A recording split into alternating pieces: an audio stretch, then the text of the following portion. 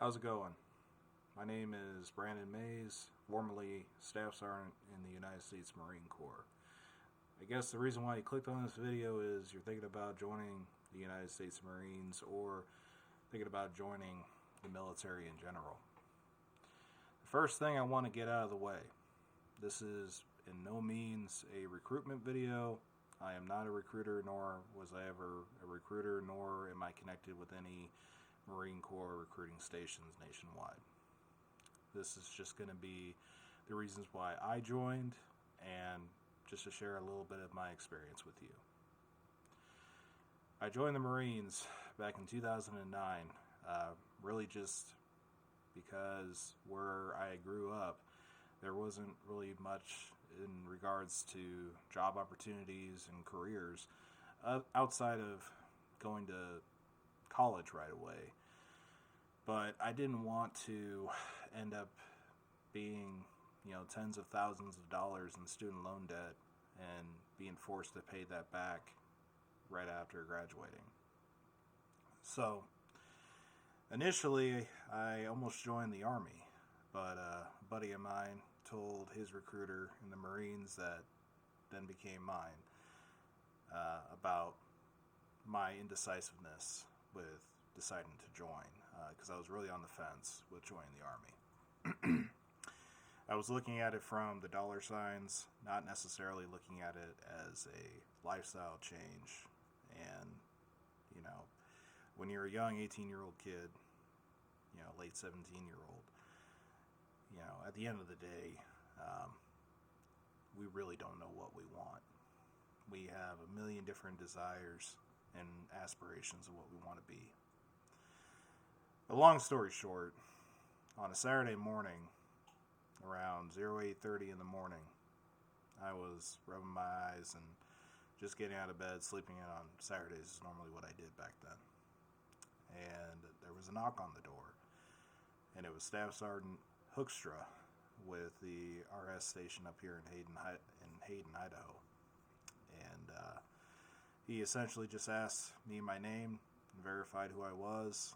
And he told me that, your buddy told me that you're thinking about joining the Army. You have maybe a couple minutes, maybe I can help you make the right decision, son. And he was in dress blues. I don't know what it is about the Marine Corps dress blue uniform, but there's something damn attractive about it. It's the best looking, in my opinion. Definitely an eye catcher. And just seeing how squared away he was, how confident in the way he talked, and the fact that he had the willingness and just the sheer drive to show up on a Saturday morning in uniform just to talk to me about a potential future with the Marines. And from there, we went to the recruiting station where I took a practice ASVAB. And I'll be honest, I wasn't the brightest kid in high school. I was a C- student. And I scored pretty low. I only got a 40 on the ASVAB. So my options were very limited when I joined. It was food service, infantry, or open contract logistics. Me personally, I didn't like the idea of going into the infantry. I'm a naturally very, I don't want to say passive person, but I'm a very empathetic type person.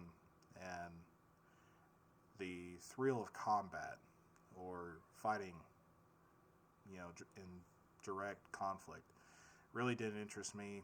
It was 2009. I grew up with 9/11 and seeing the casualty reports on the news. And it was a very uncertain time.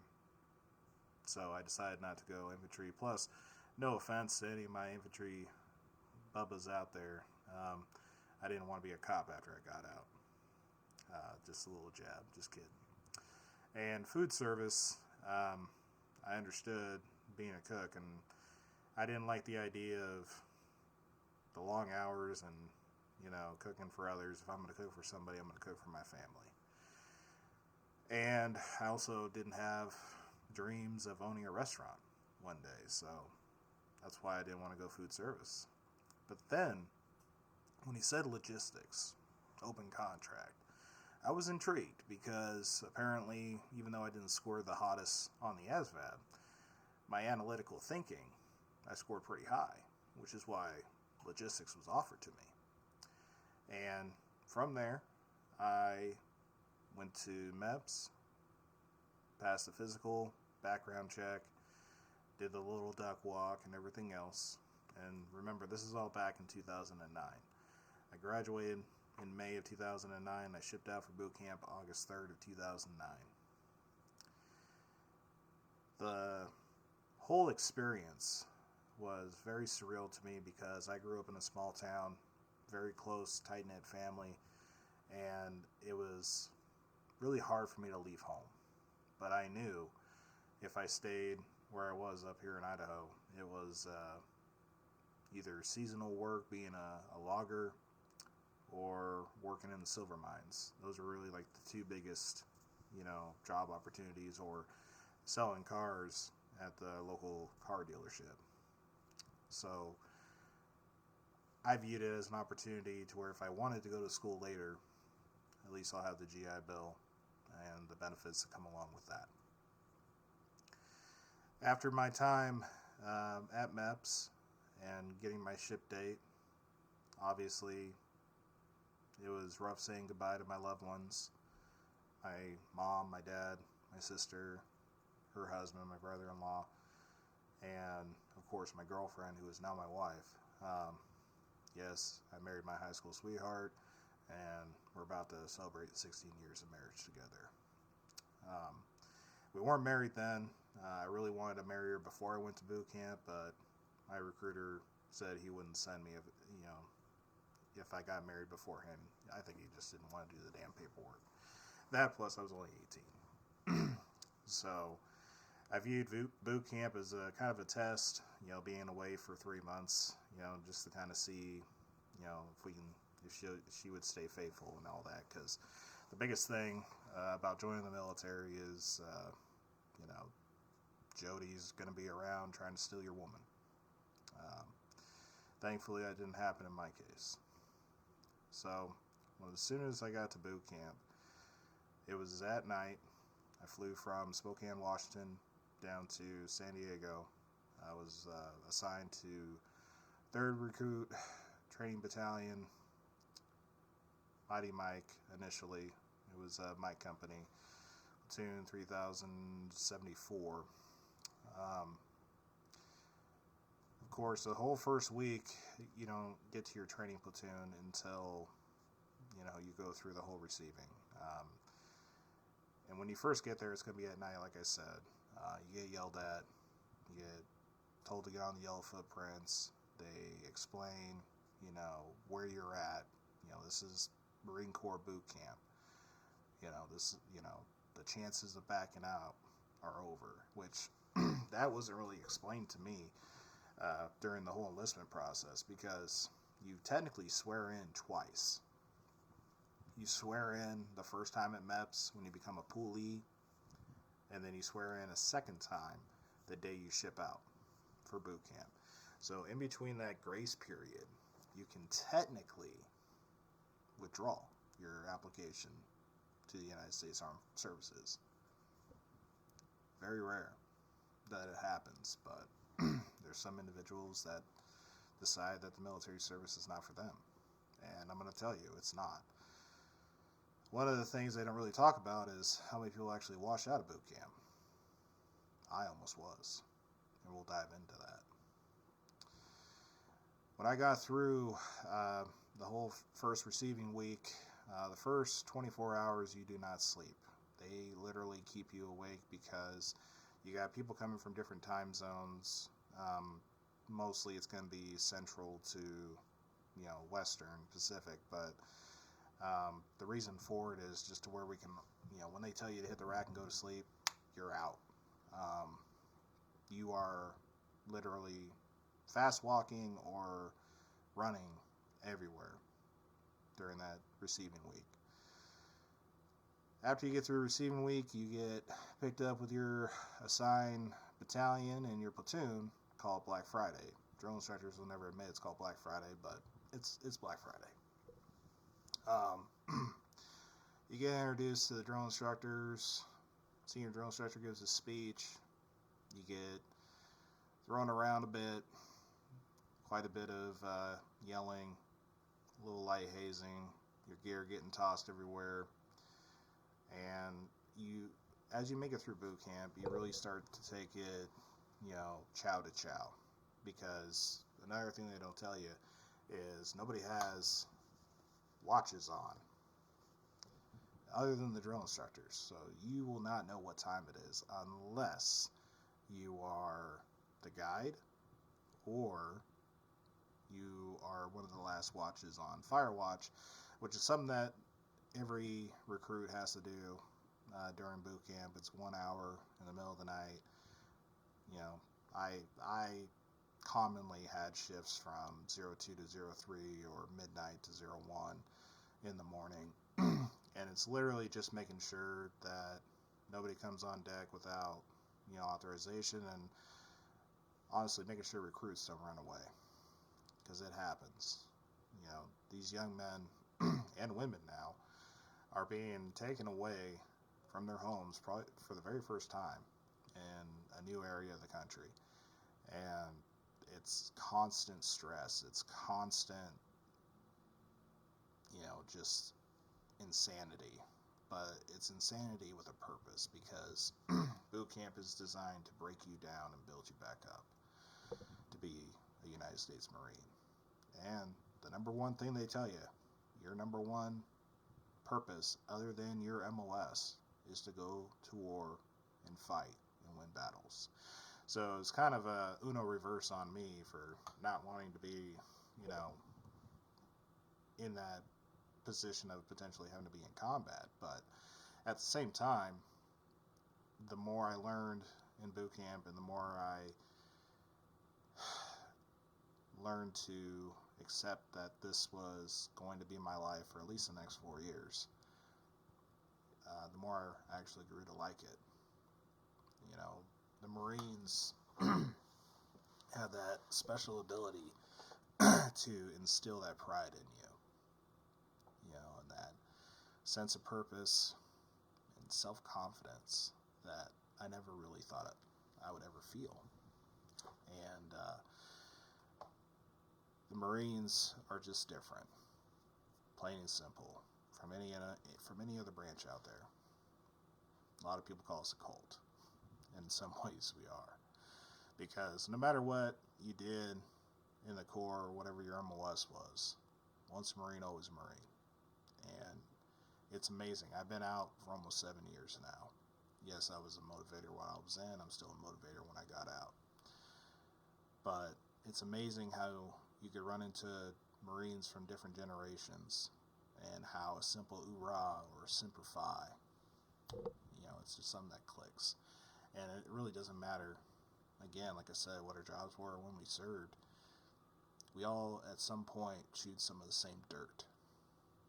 And it's a connection, that brotherhood and sisterhood, that is just completely different from the other armed forces. And, you see it all the time. Marine Corps stickers and flags everywhere. You don't really see, I see them now and again, some of the Army and the Navy flags. Maybe even the Air Force flag. Those are a little bit more rare. But that sense of pride and purpose, that's just what makes us different. And going through boot camp, like I said earlier in the video here, I almost washed out. I'm going to dive into that a little bit more. And I apologize if I skip some parts. It's been a little bit since I've been in. But in regards to almost washing out, I ended up getting cellulitis on my knee. So what cellulitis is, it's very common amongst wrestlers, and I actually wrestled in high school. Never got it in high school, but I've seen it before.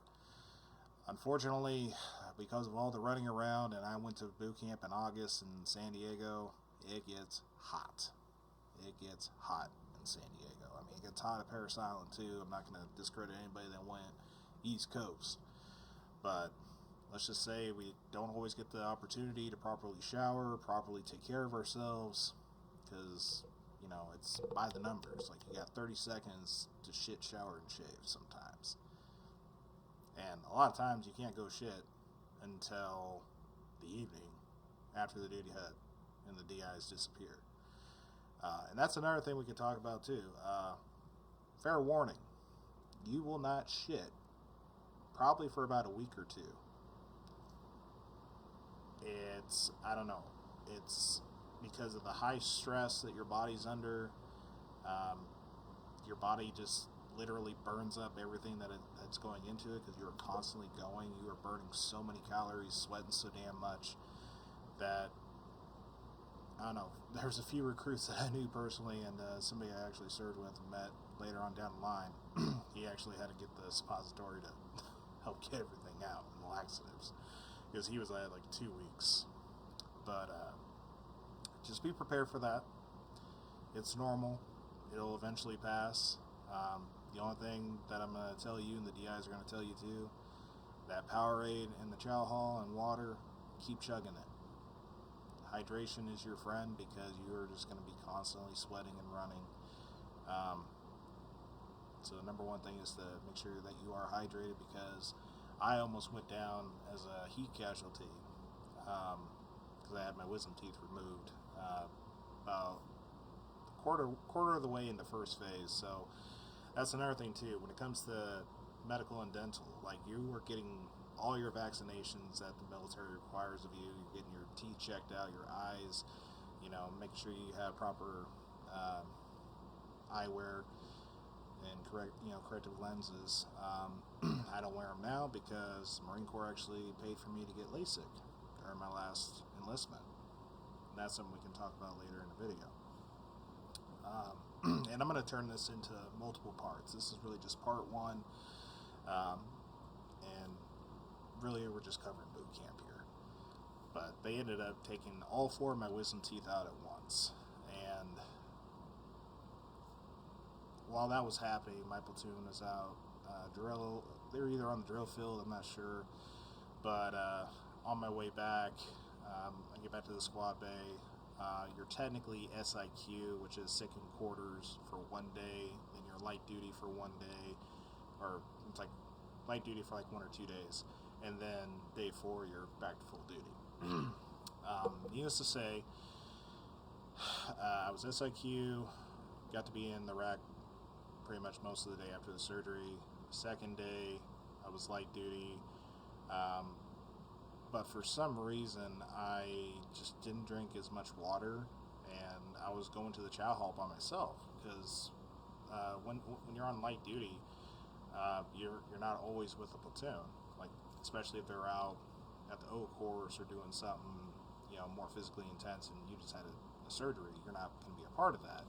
So I got to go to chow early, but essentially when I got to the chow line, I got mixed in with some third phase recruits. So boot camp operates in now it's 4 phases. You have first phase, second, third, and fourth, which is final.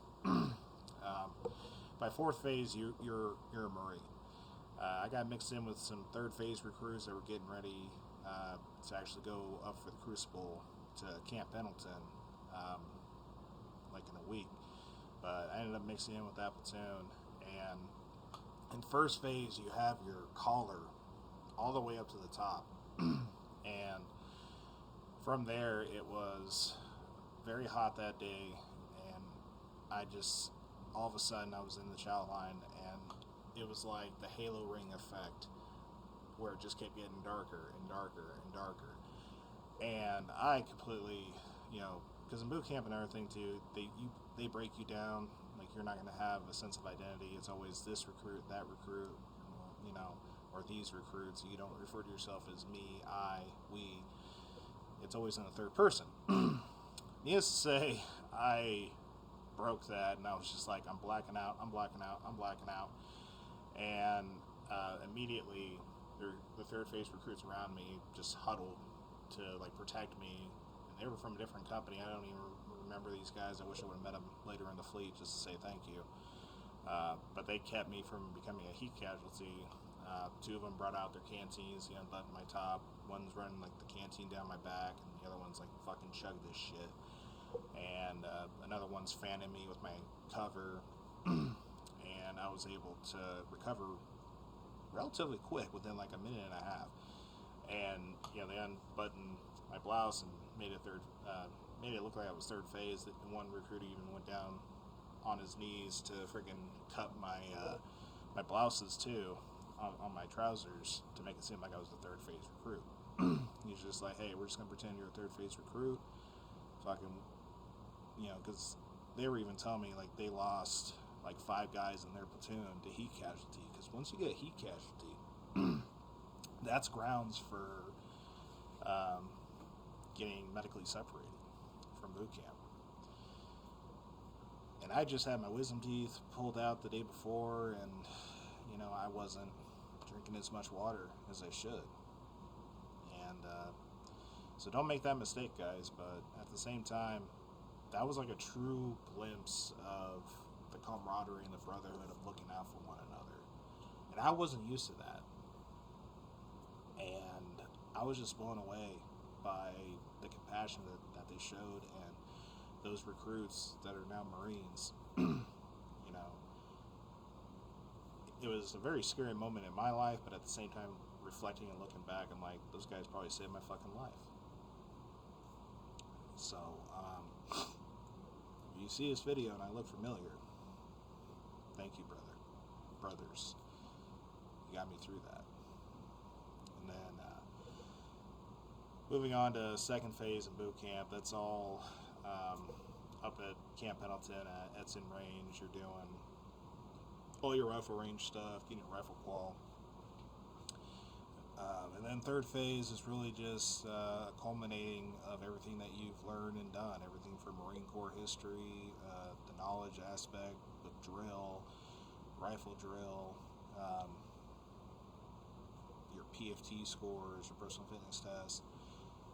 It's really just like the culminating, like getting all like the final stuff out of the way. And after that, you do the Reaper, you do the Crucible.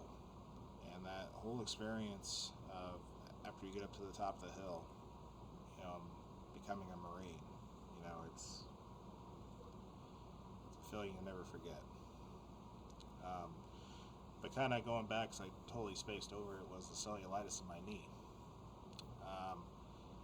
This happened in third phase. Unfortunately, it was actually getting ready before going on the Crucible. I ended up getting med dropped because I had to get sent down to Balboa Naval Hospital as a recruit to get it cut out, and then they had to pack it and stitch me up, and I was put in medical recovery platoon for 3 additional weeks. So my total time at boot camp was a little over 4 months, and it was not something that I don't wish on anybody to go through, because here I am sitting in MRP, and I see these other recruits, some with broken legs, arms, one actually dislocated his hip and had like a permanent hobble from the Reaper hike, because what ended up happening was he slid on a rock and just started tumbling all the way down. It was not a pretty sight. And just seeing that, it was depressing, and it was a kind of a complete breakdown of the reality of boot camp, that not everybody makes it. And if anything, it motivated me to just to hurry up and heal and get the hell out of there. Now, I did pick up with a new platoon, still 3rd Battalion, new company. It was Kilo Company, platoon 3,230. I was the filthy pickup recruit.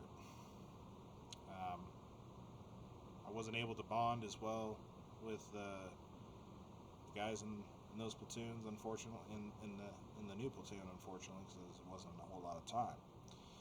But at the same time, it was, at that point, I was just focused on graduating, because the fastest way you're going to get out of boot camp is to graduate. That's going to be the fastest way. So I was able to go through third phase with them, graduate, earn my EGA on top of the Reaper. Never been more tired in my life. You're only given 3 MREs during the whole ordeal. So many different leadership challenges. I think it's like over 20 leadership challenges you have to go through. And the biggest thing is just keep going. Don't give up. Don't quit. You will be pushed to your limits, but keep going. And at the end of it all, earning the title is worth it. And after you earn your Eagle Globe and Anchor on top of that little mountain on Camp Pendleton, you'll march down to the parade deck. And it was so surreal because they were playing Proud to Be an American, God Bless the USA, like on the loudspeakers. Like, it was very emotional during the whole ceremony of coming back, being Marines, and then getting to eat the Warriors breakfast afterwards. My God, as much as we wanted to eat, I could barely eat too much because my stomach shrank so damn much. Then after the Warriors breakfast, go back to the squad bay. Bunch of corpsmen come over. Those are the Navy medical personnel. Check you over, make sure you're not too broken from the whole ordeal. Like, there was people, like myself, I had stress fractures in both my feet by the end of it. Obviously, it wasn't bad enough to warrant being on crutches or anything like that, but hurt like fucking hell. Then afterwards, anybody that rated a promotion in boot camp, those are your squad leaders and your guides, and then your contract private first classes. See, when you join the Marine Corps, you can leave boot camp at either a private or a private first class, or if you are the honor guide of the company, you end up leaving as a lance corporal, which is an E3. So I left as an E2, private first class. I was in Marine Corps JROTC before joining the Marines, and I'll be honest, it truly prepared me for the knowledge side and a bit on the physical side, and really what to expect. So for any young teenagers out there that are watching this, if your high school offers a ROTC program, I highly recommend it, because it'll give you just the smallest glimpse of what joining the military can be like. And at the end of the day, their job isn't to recruit you into the military. Their job is just to make you a better citizen. So I think we'll leave this video at this point here. Make sure you guys like, subscribe, support a Marine Corps veteran trying to make it on here, and I will share more stories from my time in service. This is just part one of many, and I look forward to telling it all to you. Take care now. Semper Fidelis, Marines.